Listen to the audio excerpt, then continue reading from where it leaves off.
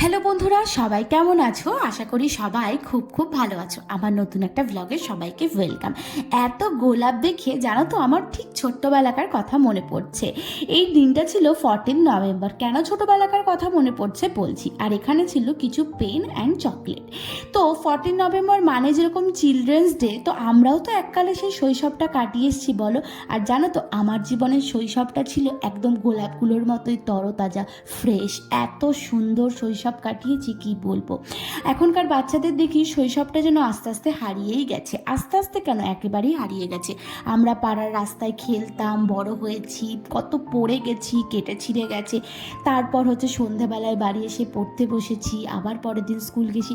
এই শৈশবটা জানো তো। আর লুকিয়ে লুকিয়ে টিভি দেখা, এই শৈশবটাও কিন্তু অপূর্ব ছিল।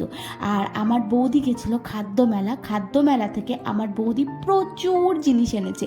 যেরকম এটা এনেছে দুধ পুলি। তো সবাই জানো যে শীতকাল আস্তে আস্তে পড়ছে, মানেই হচ্ছে পিঠের একটা আমেজ, তাই না বলো। আর তারপর হচ্ছে পপকর্ন, আর এই কৌটো দুটোতে ছিল হচ্ছে 2 ধরনের কাবাব, সেটা একটু পরে দেখাচ্ছি। আর এখানেও এক ধরনের পিঠে আছে।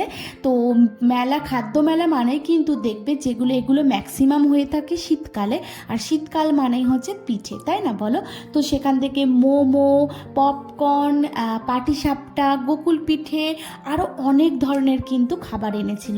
আমরা সবাই সন্ধেটা এগুলো দিয়েই কাটিয়েছি, খেয়েই কাটিয়েছি, আর ভীষণ এনজয় করেছি।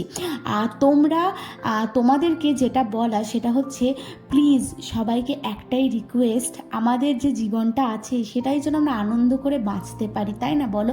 আমার এটাই মনে হয়। তাই জন্য একদম চিলড্রেন্স ডের দিন ওই ভিডিওটা দিয়েই শুরু করেছিলাম। ততক্ষণ সবাই ভালো থেকো, সুস্থ থেকো, দেখাবেন।